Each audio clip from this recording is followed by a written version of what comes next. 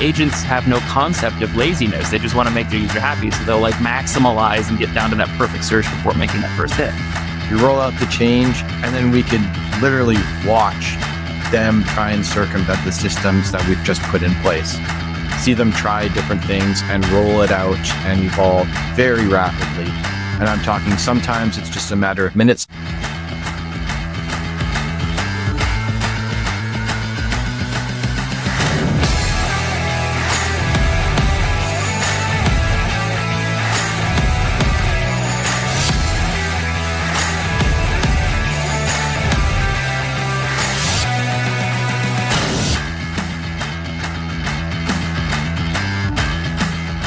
What's up, everybody? Welcome back to the Fraud Boxer podcast.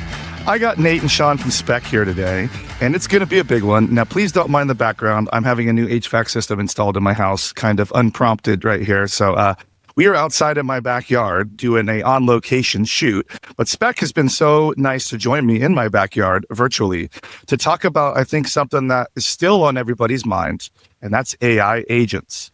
So we're going to talk about what's really going on, what they're really doing, and what they're seeing, because they sit in a unique location on their customer sites where they can see all of the traffic.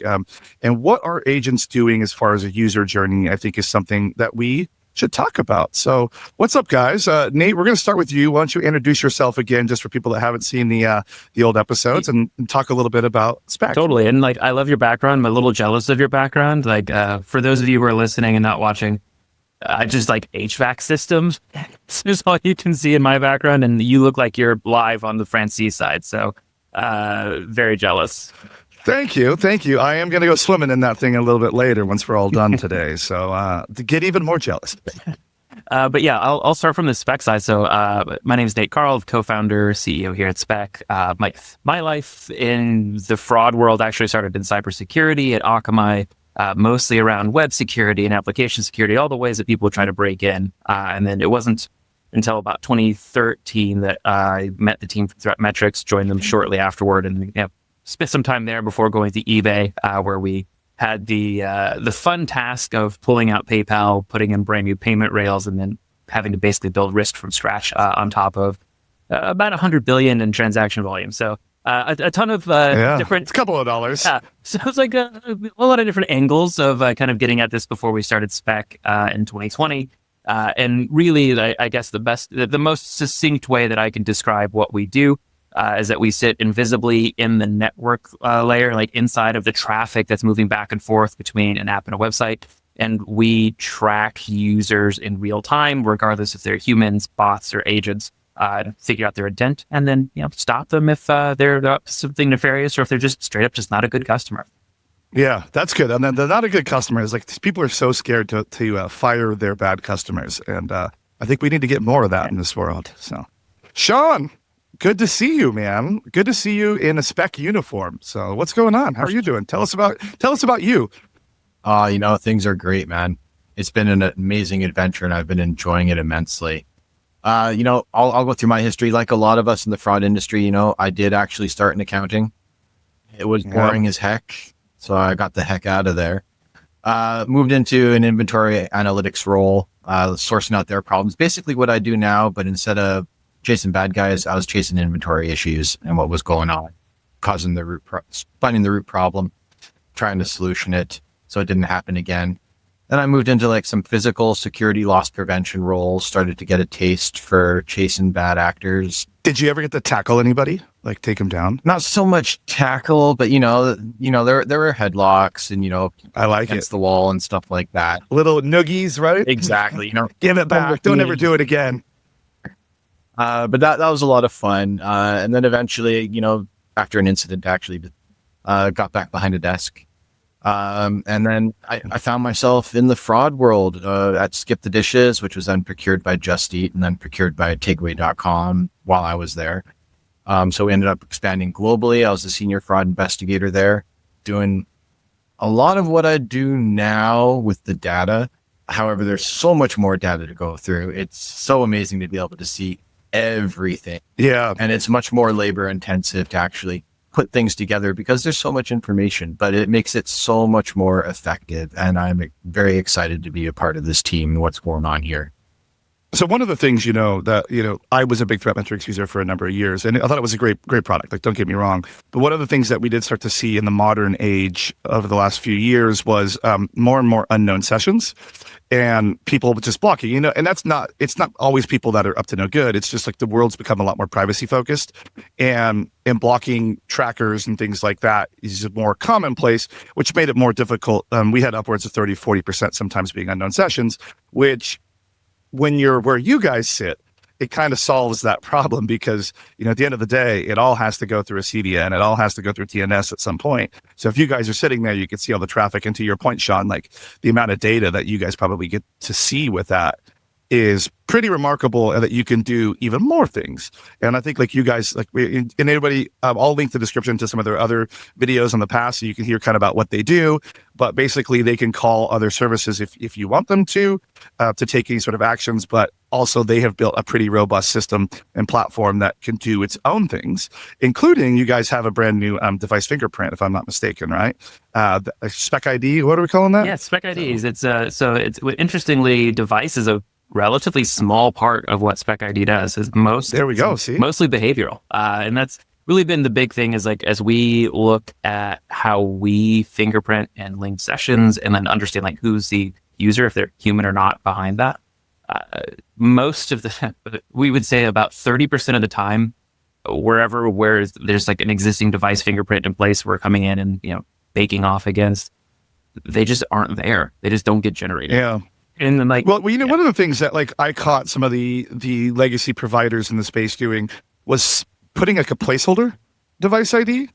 And then I'm like, why are there so many of the same? And they're like, well, we don't do that. And I'm like, I think you're just making it up kind of on this one. Like if you don't have something, you put this in. And we caught a couple of them doing that. And that was super frustrating, but it also was eye-opening at the same time, is where, these services, they worked so well for so long, and then technology just starts to outpace it, and it just what do they do? It's adapt or die is like essentially at the end of the day. But to what you said, Nate, about using the Spec ID to identify, is it a human, is it a bot? Well, now we have a whole new thing where humans are also the bots because they're asking a bot to do something for them, and we see them on my site. AI agents doing things, comparing prices, making purchases. So if you could level set for us what they are for people that haven't listened to some of the other shows or hasn't done a deep dive, because it is the future and it's happening now, and it's really happening now on your site, whether you like it or not. It's a large percentage of your traffic. So tell us about AI agents, what they're doing, what they can do, and what we should be doing. And then we'll go into what you guys are seeing. Totally. Yeah. I'd say like we first started to see these in spring of 23. We had a large customer who operated in a marketplace, and the long and the short of it is there was a orchestrated use of like compromising buyer and seller accounts. The total loss exposure of the attack, once we'd kind of figured out how big it was about $9 million. And they didn't have time to execute on it before we figured it out and kind of locked it down. But effectively, they were either setting up some sort of like just breakout fraud scheme, or they were setting up money laundering. Like one of the two. We never really got to what they ultimately got to. Marketplaces are hard because like there's the collusion, there's the money laundering, there's so many different schemes that can happen on a marketplace, and you get burned so fast on both sides. Like I'm happy to not be in a marketplace right now. It's fun. Personally. Marketplace. It's fun. You get to see like all that cool behavior, like on the buyer seller side, and it's fun, but it's double losses, man. Yeah. Like even more sometimes. Totally. Yeah. No, I mean, we specialize in marketplaces. We're like gluttons for punishment, I think, coming out of eBay, and like obviously Shawn's experience, being in a marketplace has been a big piece of that too, in terms of like, we know it sucks. And also we know what it's like to be there and like having no one really making tools for you. It's like, hey, like, we love really linear. Yeah. You talk to the vendors, they're like, we love really linear business models where people show up on your site, they browse for an item, they fill up a cart and they check out, right? And like that's great. And then it was like, I like that dance move all day, man. It's safe. But yeah, listen, like on your topic of agents, like the thing that was really interesting about this, like the first time that we saw this, is really few things. They never slept. They operated the site just like humans do. So real clicks, real swipes, real movements, real account logins, like persistent profile. So same, device signatures, same network signatures for every different user that they were impersonating on the way through it. They effectively acted like a fraud farm of dozens of people, but it was clearly automated. They never slept.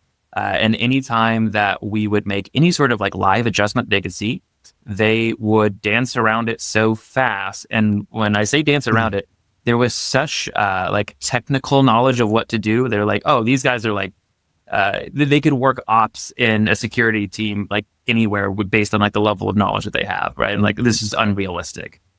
So it was like you could tell it was like not a human even taking the actions to try and evade the protections, essentially. Yep. It was a machine doing it. And just like wild things that like get across different, let me give you an example, right? They figured out that, or this machine figured out that it could drive more views if it changed where it landed in search rankings. So it started to have the different agents start to like and wish list different things they would find on the marketplace in order to boost their search appearance.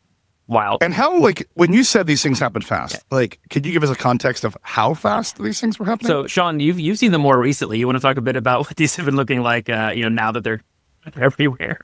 Yeah, I can absolutely tell you how fast. As we're working on it and rolling out the change, we roll out the change, and then we could literally watch them try and circumvent the systems that we've just put in place. See them try different things and roll it out and evolve very rapidly. And I'm talking sometimes it's just a matter of minutes, depending on how simple it was, to, just a couple of hours. And they're just constantly changing. You can see in the data, because like we've mentioned, we stream everything. Like as soon as you land on the platform to when you're saying bye-bye, we're watching you. So we can actually see how they're changing everything along the way. It's incredible to watch them just evolve and roll out their processes. And Nate, you said, like, when we were doing the prep for this, you said that you were playing around with an agent and you saw an agent doing some crazy stuff. Can you tell me some of because it kind of fits in to hear what we're talking about, right? Yeah. Yeah, we do work to recreate on the other side, right? So there's what we do in the data that we collect on behalf of our customers to shore up our defenses. And then also hey, can we recreate this with an agent? And what we found increasingly is that you can recreate this with the out of the box agents that you can use through Perplexity or OpenAI, right? And they will, I think the most interesting thing here is that they're easy for us to spot in the sense that agents basically interact with your site in three different ways, right? They're either going to scrape your site generally because they're going to feed the LLM and okay, that's scraping, all right? I think that's what most people are seeing, and they're seeing their huge increase in traffic is scrapers, it seems like. I mean, I know we did, especially for price checking. Yep. And that's, if you have any sort of we'll say like a GraphQL API that sits behind your website that supplies all of your item information, they know exactly what to do in order to figure out what your limits are and just pull that information as often as they like. Yeah, we would see them trying to change their location rapidly to check the price on the same thing to see if they could find it at a cheaper price in a different region. And because we use dynamic pricing based on currency, so we update our pricing daily based on fluctuations in the market. It's the right thing to do, especially in this uncertain tariff world. But we would see the rapid switching of just location just to try and find the price and display it to whatever their end user is at the end of the day. Totally. So, no, absolutely. And listen, so it's three ways of coming through. They're going through on scraping. They're coming through on what are called RAG requests, or so this retrieval augmented generation.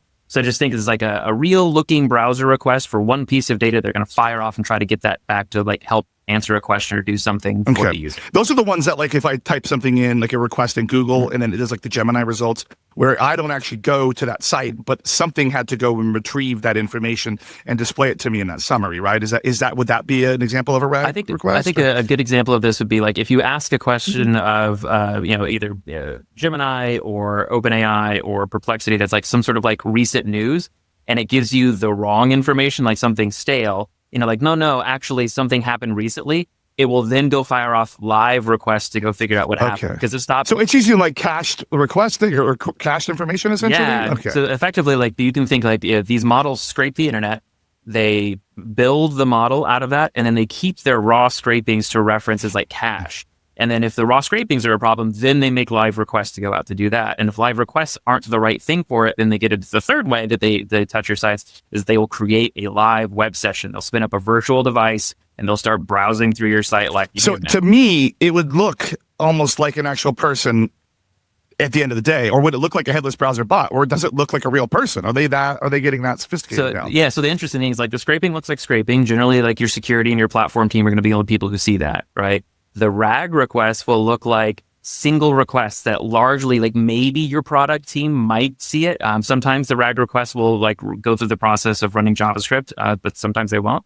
And then the actual web sessions will look like real visits, right? So it's that. The problem, and like it's kind of great for us and tough for the teams that we're working with, is that if they were to try to pull this out of their own data, it's like their security team, their product team, and their fraud team have to somehow pool everything together in order to get the full picture of what's going on here.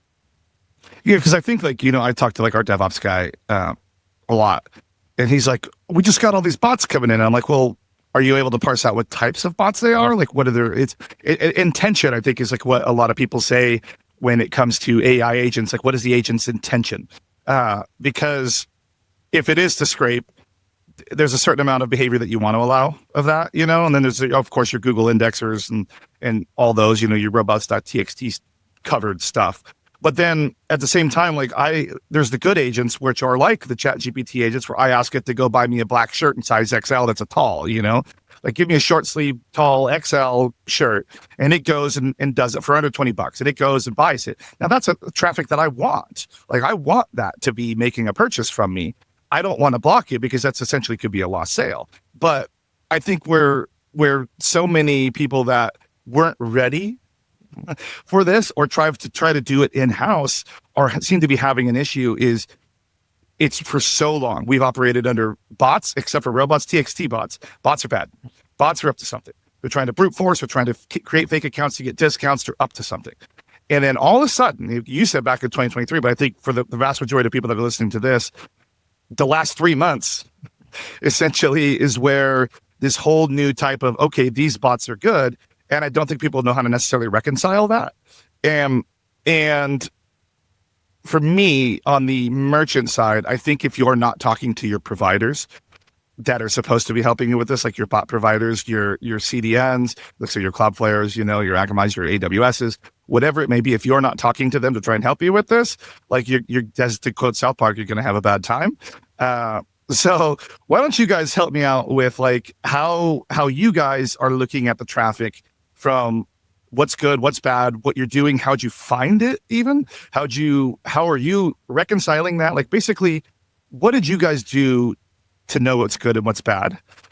And what, if I was a customer, like what should I be doing? Yeah. And at the end of the day. And I'll take it to Shawn because he's going to have some of like the deeper stuff on here. But I think one of the things that was a real breakthrough for us where merchants would start to have really honest conversations with us as we got deeper into the data.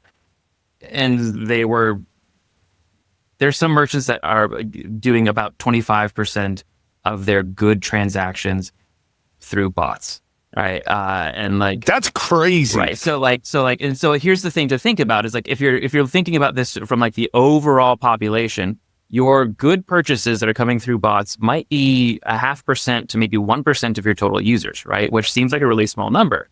And if you think of the bots that hit my, of the bad population of bots that hit my site, that might be 25, 30%, right? So it seems like, we should just block all bots because like a vast majority of them are bad. But if you think about the human visitors to your site, probably only 2 or 3% of them are actually purchase journeys. All the rest of them, are browsing or what have you. So if you compare that that 0.5 to 1% of good bots, where they're actually transacting of that whole 3%. Yeah. Then I have a different, then I have 20, 30%. Exactly. Right. So now that becomes like a decent chunk of like the people who are buying on your site are actually like relatively high if you think about what's happening there. So historically, no one's really cared about that because they only really cared about the bots that hurt them. Like, but now we, like, hey, like go a little bit deeper because these bots are a bit better. And that's where I think nobody is yet. Like, I think this is still so new to people that nobody is going that layer deeper. They're just like, I see something trying to log in or something trying to create an account, block it. It looks automated. If your site requires someone to have an account to transact, and they're using an agent. Well, that agent has to make the account first, and it's gonna look like a bot, but like that's why I come back to intention.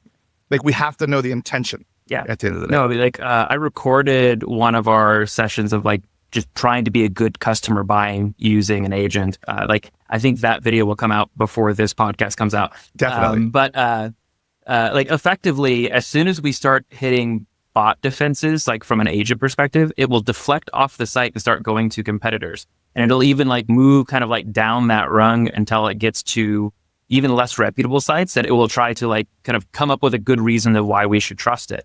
And like, those are like when my mom sends me these like the heaters in the backyard that are like $50. She's like, is this a scam site? And I'm like, definitely. That's a $350 heater.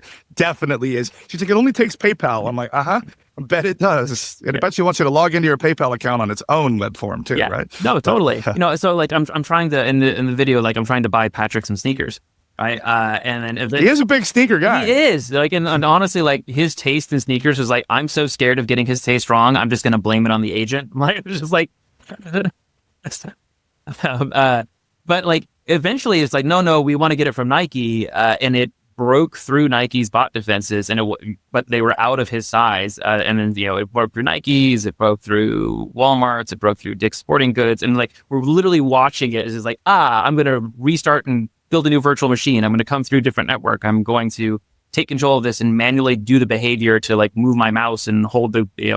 So the agent was doing all of this. We're watching it. It's like we're recording as unprompted. It's doing it. Like you didn't ask it to do it. I just told it to buy shoes, size 8.5 men's with highlighter yellow accents. Right. It was just like excellent.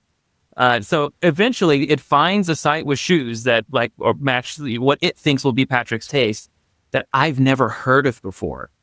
It signs me up for a newsletter to get a discount code, and then plops me. That's pretty smart. It plops me on the discount on the checkout page, and then just says like, "Hey, these are all the reasons you should trust this site. Go ahead and complete this transaction." And like that's it. It was the first time that I actually touched it. Was basically press the OK. Did these sneakers ever show up? We're waiting on them. Okay. How long has it been? That order went in last week, Thursday. Oh. Especially from one of those sites, where they got one guy picking the orders, probably the same guy that set up the site. You're probably going to be fine. Yeah. So sorry about my light, by the way. I wasn't anticipating the sun to come through the pergola here, but we'll get through this. I'm sorry, everybody. I still think it looks good. So it's moody. I like it. So Shawn, you're in the data. Tell us what you're seeing. Tell us what you're seeing on all your clients. Don't tell us client names though, because I don't want to have to edit that hard. No, so, we'll go the smooth, easy route. So as you know, like we get a ton of data along the entire journey from as soon as you touch the platform till when you say bye-bye. And even if your session's still open and you come on back, we're still connecting that together and streaming along as one. So with that, when it comes to these AI agents, we're seeing not a lot of crazy anomalies unless they are doing something exceptionally malicious, right? And the big thing that we're seeing most of, again, just looks like genuine bot traffic, right? You've got the velocities there, and typically with your security defenses, they're going to get caught up in your bot defenses, and you don't really want that, right? You want these agents, unless they're doing something malicious, to be able to get through. Yeah, exactly.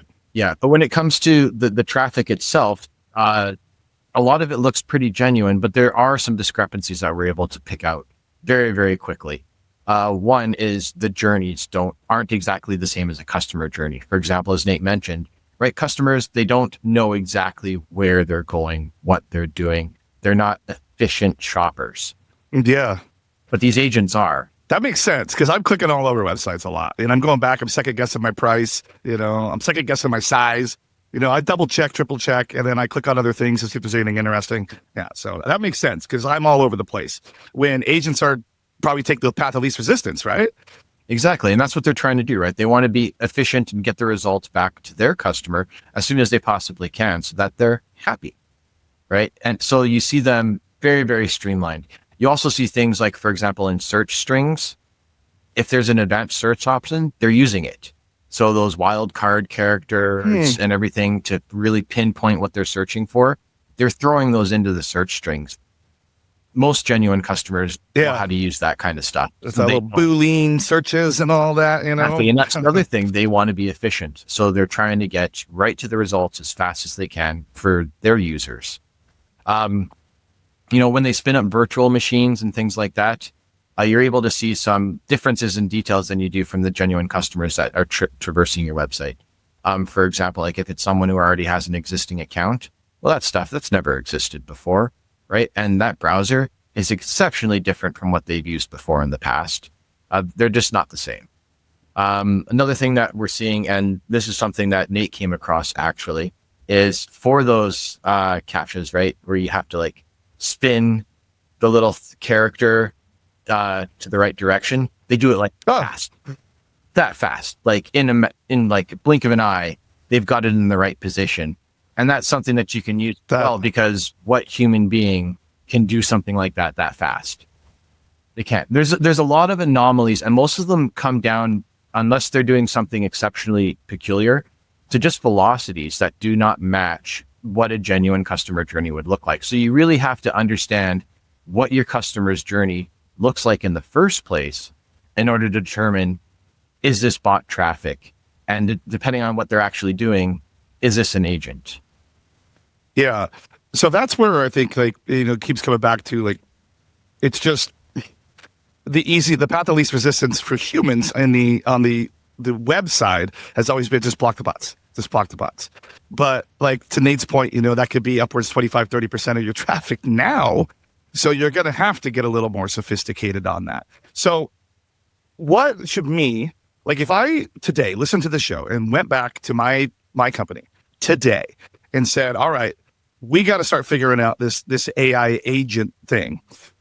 What should we be doing? Like, let's say we don't have Spec yet. Mm-hmm. What should we be doing? Like, where should I start looking on my things? Should I just pull up my logs and start looking at bot traffic? Should I call my CDN and yell at them? What should I do? Your number one thing is going to be, you will need to find a way to link what your security team sees to what your product analytics sees to what your fraud team sees.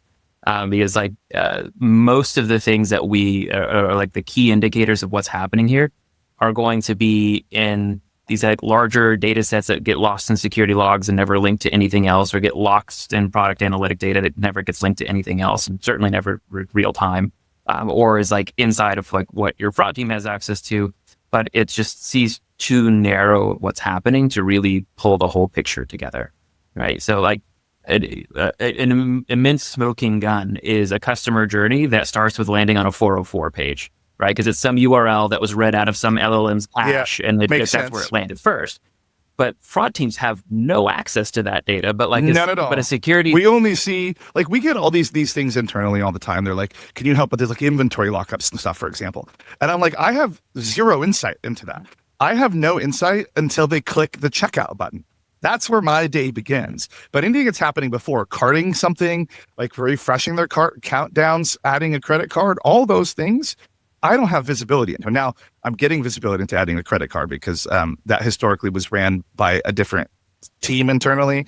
I have put a new piece of software there that I'll have that visibility. But that's like the first new thing that new toy that I'll have, that because I never got anything before checkout, So all of this stuff that would be looking like all of these things, if someone would have blocked something before it got to checkout, I literally would have never known. And then what does suck about it though, is like if someone says, why did you block my transaction? That winds up to me, like from the customer service piece. Yeah. And then they're like, why did you do that? And I'm like, I don't even have a record of this existing. Like, what are you guys talking about? So there is a lot of invisibility from these sorts of things that I think people are going to have to adapt, and they're going to have to find a way to have more visibility. So yeah. Especially in a world where it's like, if you are good at accepting this good automated purchasing behavior, you can prevent potential customers from just deflecting off of your site and ending up at a competitor or worse, right? So now you can start to attach real dollars to it, which has made the business case for Spec whenever we're out and talking with customers. But can also make the business case for your internal projects if it's about hey, we just need to rethink the way that we work with real-time customer data.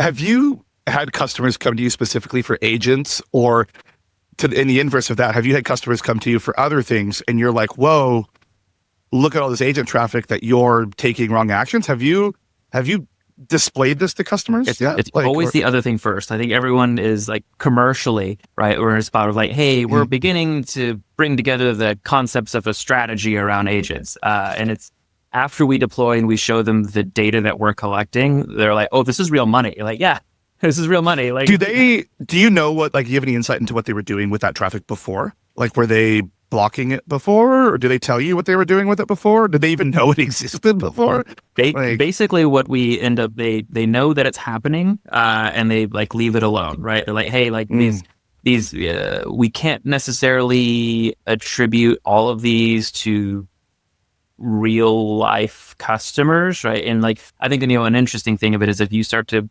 split up your order cohorts in terms of like, hey, who do we have like customer service actions with? And then who just reliably like buys product every month or buys products, every 2 weeks, and then never calls, never complains, doesn't really deal. But like, those are the ideal customers. Never writes a review, never does anything wrong. Yep. So they just give me your money. Exactly. Right. So it's one of those things where like, as long as the wheels are moving, no one's going to complain. But now that we have attackers that are getting more sophisticated with like, hey, like drill down and find more of these attackers, like, hey, cool, we did. And also, here's this population as well. If you want to turn up the heat in this spot, we need to make sure that we protect those people. That's pretty cool. Shawn, have you done anything with any customers like that weren't even aware that agents existed and like brought it to their attention?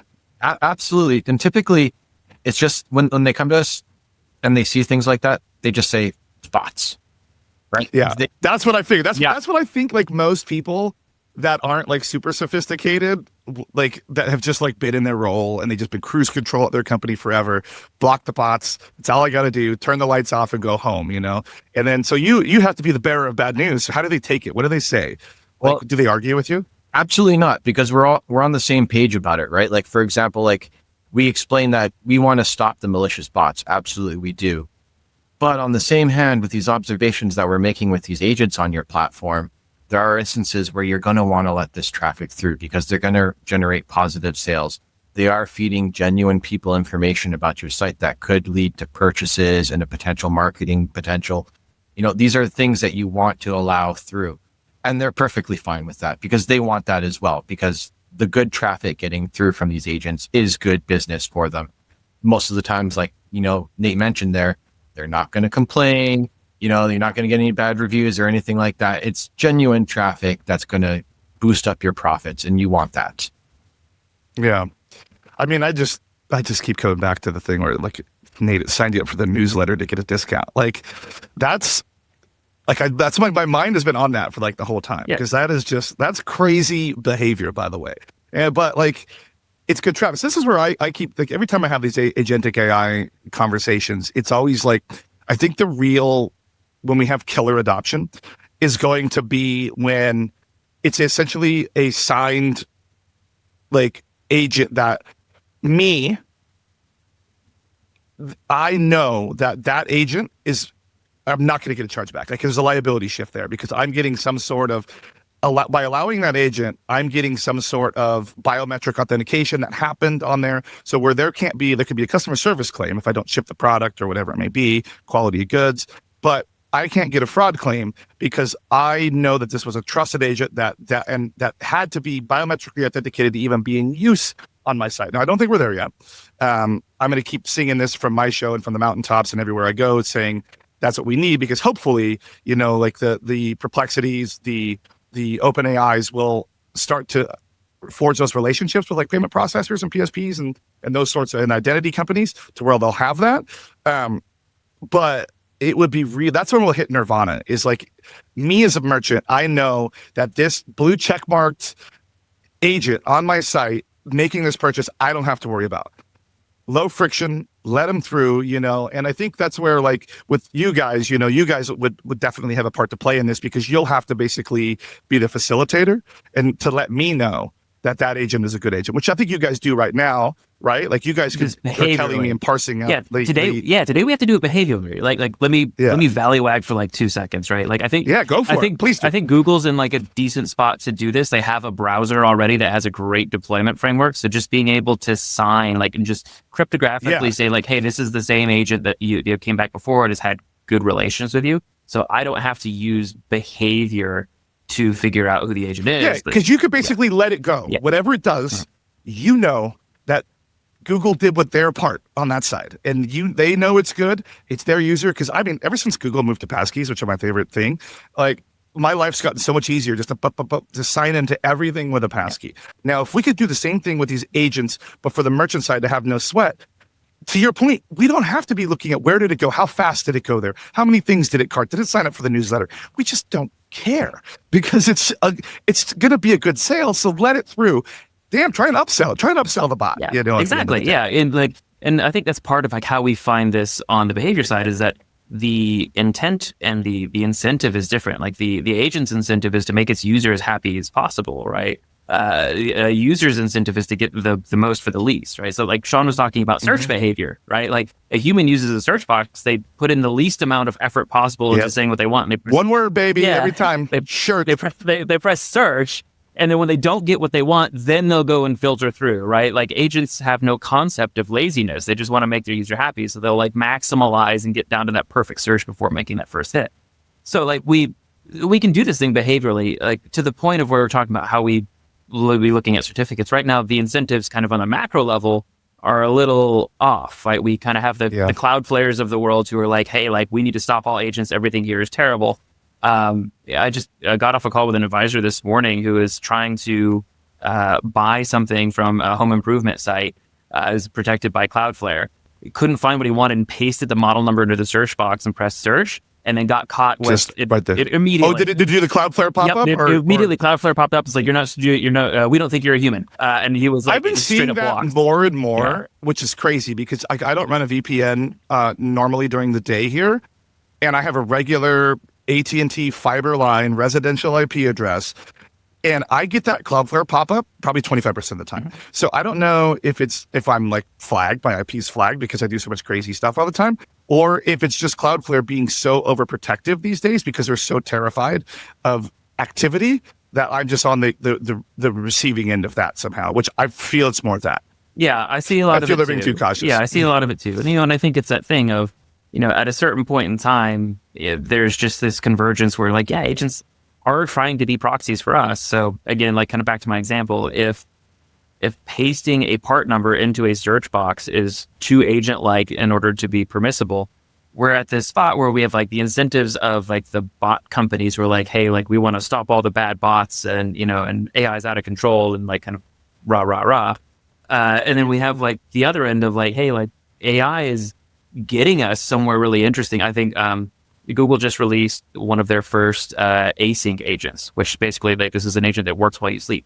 So just imagine an agent like that one's for code, but like imagine an agent that instead of me having to say like, oh shit, I forgot to get Patrick a birthday gift, it's just like, hey, Patrick's birthday. It knows to order him? Yeah, it's like, hey, Patrick's birthday is in 2 weeks. I found some things that like you might be interested in, and just like that's awesome. Right, that's such a good idea. Right, so it's like that kind of thing is just like, oh, like you can kind of see where this is going. Your anniversary is coming up. Like she wants this because she has a wish list over here somewhere. Yeah, right, and it's not because you're not forget again. Yeah, and it's not because you're not thoughtful, right? It's just like, oh no, like this is a thing I really want to do, and just like what's the way that I can just take all the things that I know and then just make better decisions. And I think that's the core of everything we're trying to do here. That's cool. Truly behavioral at this moment. Like there's no concrete indicator to say like, hey, I'm an agent. Look over here. Let me through, please. There's nothing that says this is specifically an agent. It's all behavioral.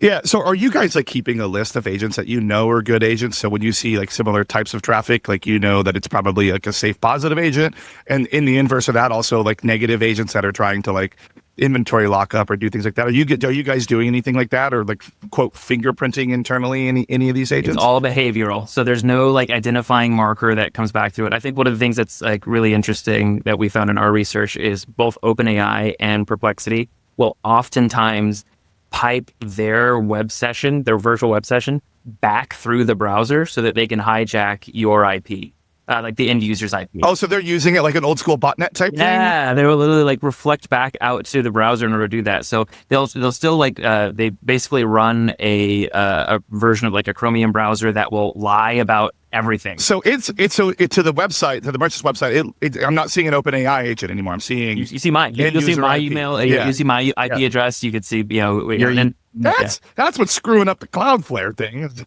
Yeah, no, it's legit. They look legit. Like it's your user agent, it's your IP address, your ISP, like all the technical details and even the intricate details of your account that you provided for login. They're all you. It's what they're doing and how they're doing it that is the dead giveaway. That's just, I mean, there's so much in here. And I'm going to keep hammering this home, everybody that listens to the show. Like, AI agents are not going to go away. So this is one of those exact instances where it's like adapt or die. Like, there is no choice here. You have to be able to parse out this traffic from your normal bot traffic, because ATOs, brute forces, those things are still happening, and they're still happening by bots at scale. And that's not going to go away. It's not going to get any smaller. It's going to get bigger. But at the same time, in the middle of all that traffic are these agents that are trying to transact from you. And I'm sorry, as soon as I really get comfortable with it personally, I'm going to be using these for everything. Like, it's only going to grow. So we really do need to make sure that you're like everybody, you're able to look at this traffic. So just call Spec to do it, because I'll help you out with that. Right? Like up until they actually put some form of indicator on there that you're able to receive that says, hey, I'm an OpenAI agent, or whatever the case may be. Yeah, I'm up to good, Yes. I promise. Yeah. Yeah, but you know what's going to happen is as soon as they start doing that, like to Nate's point, where it gets so crazy so fast, is they're just going to find a way to fake it in like a day, and like tell my site that they promise that they're super, super, super up to all good, and that they're going to give me all the gold coins at the end of the day, and then they're not. Yeah, listen, I think the Silicon Valley dream of this is there's some sort of confluence between this and like some sort of public blockchain to say like, hey, like this Shaw, it belongs to this person, and here's like a history of people who will vouch for them. But like, will that happen? That requires such an alignment of incentives. I just don't think it's possible. I do know there's some of the cloud providers are trying to forge these relationships. Some of them are being more successful than others at it. But I think at the end of the day, like until there's a public outcry of people blocking and merchants blocking these agents, like OpenAI has no real incentive to do that, because people are using it, and they're using it at scale as it is right now, and they're not like abandoning it. They're not getting frustrated with it. They seem to be adopting it more and being more happy with it at the end of the day. Yeah, there's a double-edged fear when it comes to these AI agents, right? Like on the one hand, there's merchants and everyone on that side who are all like, we need to block this traffic. They're bots. They're bad. Bots are bad. Then you've got, on the other hand, they're like, oh no, we want to let this through. And you're seeing more and more of them lowering their bot defenses to let it through, because they're afraid that if they don't let it through, they're going to run into problems. And then you also see the flip side of it, where they're blocking them because they don't want to run into problems. You need someone there, like potentially Spec, to actually tell you if they're good or they're bad, so you can just breathe easy and allow the traffic to flow as normal. So you guys did a cool demo for me several times, where you can essentially like, I don't have to do anything on my site, but you can show me what's happening on my site. Can you guys do those same types of demos with agents on people's sites? Yeah. Or do you need to be a little deeper on that? No, I mean, that's literally what we do whenever we are testing on the front end. Is like, okay, like we'll spin up our own agent, like have it run out and do stuff. And, it gets to some site that we effectively put ourselves in front of, and then just watch it work and start to catalog that through. So everyone that's listening to this, if you want to see their agent go attempt a purchase on your site, shoot them a message and have set up a demo, and they'll do it probably live with you on the call, share on the screen. And then I bet you'll find out a little more about your site than you ever realized was actually happening. So it's free, it's easy. I'm going to put the link to you guys down there, so you guys can, so everybody can go and make that happen. Cause I think that's fun. That's just fun to do. And that's a good use of 30, 40 minutes right there. Well, guys, this has been a really cool conversation that I thought was a lot of fun. I learned a lot. Like I said, AI agents are the future, and whether you like it or not, people, so do something about it. Call Spec, get the demo. As we wrap up, I always like to do what are your 3 predictions that are happening to you right now or coming in the near future? So give me your top 3. I'll say for me, and like a little bit cheating because we're kind of seeing some of this now. Most of the agentic traffic that we are seeing is really coming from, I'm going to call them small businesses. And there's a lot of different reasons why they may exist and a lot of different reasons why they might not be able to like engage with merchants from a wholesale perspective. But I think as we are seeing more small businesses pop up in kind of a reshaping economy, as we're seeing tariffs create some trade barriers, that we are going to see a lot more of this behavior because there is a lot more incentive to lean in this way. So that I think is going to be like a big economic driver of why you're going to see a lot more of these small businesses trying to interact with merchants and marketplaces this way. That makes sense. Yeah. Shawn, what do you got? You got one? Yeah, myself, I'm seeing this is exploding. Like everyone who's talking about it and using it is like, I'm going to use this every day for everything that I need to do for the rest of my life. So I probably am. I probably am. Like, there's so many possibilities. It's like not only like the anniversary thing or the birthday thing, not forgetting gifts, but like I hate calling and making reservations at restaurants. And if they don't answer the phone, I hate calling back. You know, like I could just have it do the doctor's appointments. I hate calling and making doctor's appointments, follow-ups, all of those things. Ordering medicine, like all this like simple stuff that like normally I could do with taps or a phone call.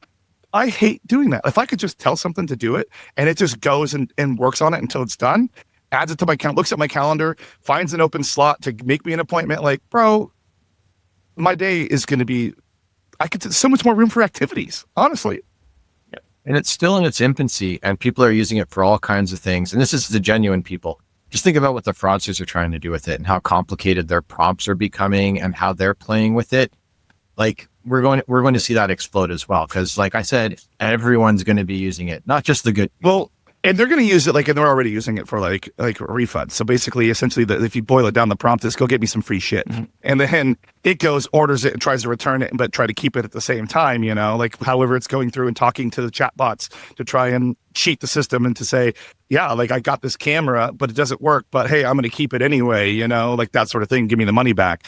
That's where like it's low hanging fruit to start, but then it's going to probably, like to Nate's point, get more sophisticated and start changing user agents, those sorts of things to get through, you know, at the end of the day. Behavioral guys, call Spec. All right, one more, guys. Give me one more. I think, and this is, I think nothing new coming from me, but we are seeing it start to pick up more. Is that like the amount of trust that teams are able to put into data points that they used to use a lot. So IP addresses, device fingerprints, email addresses, that just isn't there anymore. And we're getting to the spot where we come out of a POV and like teams that felt really confident about what that data was doing for them, and then just kind of seeing the gap that was being left behind can be really sobering sometimes. Yeah. And we're seeing more and more of that where they're like, yeah, we bumped into like, you know, like iOvation and kind of like super old school stuff sticking up there. Name I haven't heard in a long time. Right. Yeah. Because and it literally just like turns into like, yeah, we have it. And we don't think it works particularly well, but we don't want to pull it out. And like, you know, how much better could it be? Yeah. Because that's one thing is like, I definitely see people that would be using like an iOvation or even threat metrics. Like those are products that have probably been in use for 15 years, you know, like they're kind of baked in and like you've put so much foundation, all your rules are written around that device ID, that IP address, the geolocation of the IP address. When like the modern world post-COVID, like you can be anywhere at any time and your device can be anything at any time. And it's just, without having full session, you're going to get left behind. Yeah. Like you're going to get eaten alive. And that's just, and we're in a world right now where your average 19-year-old has access to tools that give them effectively like entry-level cybersecurity skills where they're like flawlessly creating virtual devices and vibe coding, baby. Yeah. Vibe coding. Yeah, exactly. Right. So like, we're just in a spot where just this data that we're we're used to being able to trust that come from the consumer just doesn't cut it anymore. Yeah, absolutely. I got another value add coming off of that. Sure. One of the things great about Spec here is we get exceptionally micro with our data. So not only do we have a ton of data, we're able to break those data points into smaller pieces. So you have a giant string of whatever the case may be, or you have a certain, like say, for example, an IP address, right? We're able to break it down and take like, the first 3 octets or the first 2 or part of a user agent, and then use that within our models instead of having to look at the entire thing. And with that, we're also able to make those combinations and create our own custom fingerprints in-house. It takes like minutes, and they're often more accurate than a simple device ID because we can spread it across sets. Yeah. And your guys has evolved too as like the customer's activity evolves, right? Because that's the thing, is the old ones were just so static. And then that just doesn't work anymore. Like I use like 4 different computers at home in any given day, walking around, they're in different rooms. I'm just like, oh, I'm gonna use this one real quick. Let me use this one. Like if I was like relying on static like device IDs, like I would think that my session is garbage because I'm all over the place, like. Yeah. One of the more exciting things that we've been working on internally is just like done a lot of lift for us, specifically around predicted like chain prediction. So like Markov chains. So think of like the same thing that powers generative AI and autocomplete and things like that. It's like, hey, based on what you just did, what are you most likely to do? Like what's the most likely next step? And because intent, it comes back to intent. Yeah. Every time. Yeah. And because we're watching so many different data points, we see so many different events, we get to see where that deviation happens along the way. So if it goes wherever it's not supposed to go, something's wrong. Or even starts at a point where they're not supposed to, because like starts with the account details page. Exactly, because they want to be efficient. So if they know, hey, if I hit this endpoint instead of starting at the very beginning like a person would, I've got that head start to get the answer to my customer. That's interesting, especially for like limited goods like sneaker drops and like, when there used to be PlayStation 5s and Switch 2s, but those are in stock now. But like those sorts of things, like if it knows how to get ahead in the queue, that's crazy. So yeah. Well, everybody, definitely use the links in the description of this video to learn more about Spec, learn more about agents and what they could do to help identify, to get that cool demo. Nate and Shawn, I want to thank you guys so much for giving me your time and your knowledge on this. You guys always have so much knowledge, like so much granular knowledge, which is really cool in these sorts of things, because I think talking about AI agents is great to do it at the surface level the first time you've ever heard about it, but to go deeper and to know what they're up to and what they can do is so helpful. So thank you guys for sharing that knowledge. Absolutely. And it's like always so happy to be on and share. It's one of like kind of the privileges of being able to like be up into our elbows of doing this, which is like as many people as we can share this with. We're always happy to make sure everyone sees what we're seeing. Well, anytime you guys get some cool new discoveries, feel free to ping me because the virtual door is always open. Appreciate it. All right, everybody. We'll see you all in a couple of weeks.